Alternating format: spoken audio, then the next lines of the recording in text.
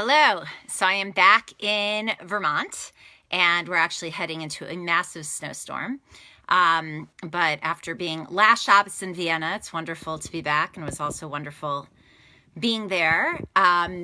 So I want to focus today's talk on how more than what we do and whether or not it's a good thing in and of itself, our actions really boil down to if we're doing the right thing at the right time, if our actions are appropriate for when we're doing them, because we can be doing great things, but if it's not what we should be doing at that moment, it can actually end up being harmful or even destructive, even if in and of itself it's a good thing. So this week's Torah portion is that of Beshalach. This was actually Nava, who just turned 20, our daughter's bat mitzvah portion. I guess that would be 8 years ago. And we cross the sea. This is the big exodus from Egypt, the splitting of the sea. And yet we had just left basically our enslavers, those who tortured us, who kept us in this horrible state of being without our freedom. And we are getting away. And yet, getting away and making a move from one state of mind or one physical location to another can be incredibly challenging in and of itself, even if we know it's for a good reason, going into a better place. We unfortunately are very much, generally speaking, creatures of habit, and there is a sense of safety even in the negativity, because what we know sometimes feels safer than the unknown. And taking that leap of faith, we call it an actual leap of faith from something we know into that unknown can be terrifying. So it says that there were 4 different opinions. We were reaching the sea, and the Jewish people split into 4 different categories, camps, approaches to what should be done, because you're finally leaving one area and you come up against this huge obstruction. There's the sea. That's great. I know I'm supposed to be going in that direction supposedly, but bit of a barrier in my way. So what should be done? So it says that one camp said, let's just jump into the sea. Let's just go straight forward into the sea. And yet not with this intention that we're going to move forward in it, but there are a few different explanations. One is almost that this was like this suicide attempt. Let's just give up. We're just going to drown ourselves. We're just going to go. In the more positive sense, there's the idea that this was like, let's just immerse ourselves in holiness and in Torah and like almost escape into this insular mentality and insular community and block out all of the reality that's happening around us and the fact that we're in the midst of trying to escape from slavery into freedom. Let's just jump in. The second approach is let's return to Egypt. We know it. We hated it. It was miserable, but hey, it's what we're familiar with. We're better off, alive and enslaved than dead and free. And that was another approach. Like, let's go with what we know. Let's go with what's comfortable, even though not actually comfortable, but what's familiar, and let's just raise that white flag and go back to Egypt. The third camp was let's fight. Let's fight till the death. We are not able to move forward. We are not going to go back. We're not giving up. We're not getting enslaved again. Let's just fight to the death. We'll just wage war. And the fourth was, let's stop and pray. Let's just cry out to God. Let's be spiritual. Let's remove our action and just, give up for a spiritual approach. And basically all 4 of these directives or approaches were completely rejected. It's not the time to escape. It's not the time to submit. It's not the time to wage war. It's not the time to be spiritual. It's the time to move forward. And there's an issue with all of them.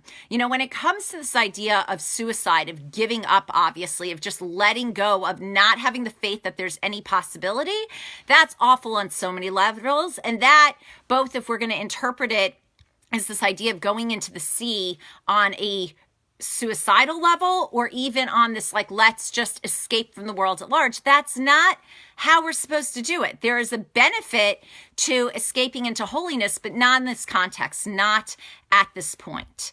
And the idea of giving up and going back, right? We left slavery. We left a toxic, negative place. We're not supposed to be going back there. We're not supposed to be giving up. We're not supposed to be going to what's familiar when it's unhealthy for us.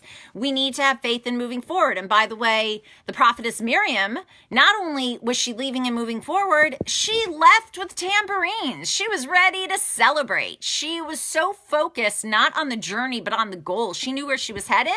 She was like, you know, when you're escaping with your life, what are you going to bring with you? Oh yeah, my tambourine. Let me go get that.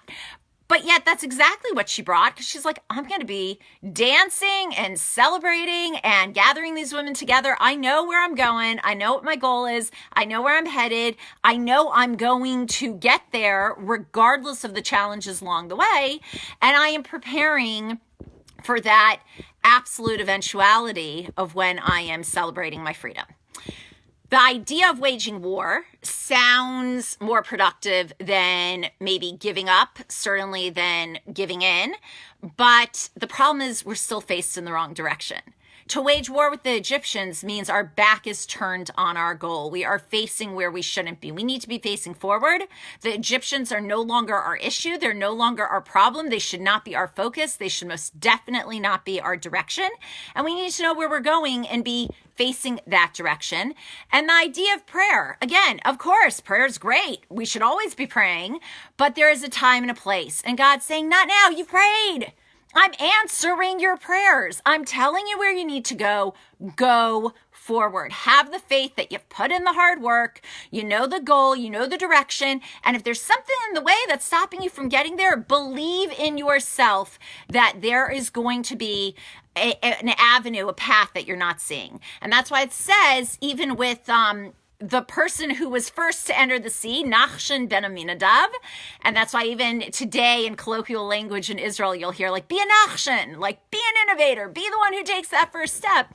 That it wasn't like we hit the sea and we, dipped our toes into that cold water and it split. No, it was a challenge. It was a process. We had to walk and walk and walk until the waters were up to our neck, until it seemed inevitable that one more step and we could drown.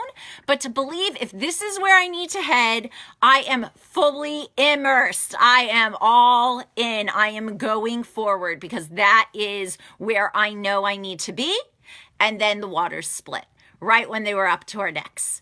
So we should always remember that miraculous possibilities and opportunities await us when we know what the goal is, when we head in that direction, when we keep moving forward and not getting distracted and not looking back. And yes, there is a time for prayer. And yes, there is a time for immersion in holiness. And yes, there is a time to combat and to fight. But when you are escaping something that seeks to destroy and kill you, and you are heading towards absolute freedom and opportunity, do not get distracted along the way. Know your goal, know where you're headed, have that tambourine in your hand to celebrate when you get there, and move forward, and those seas will split.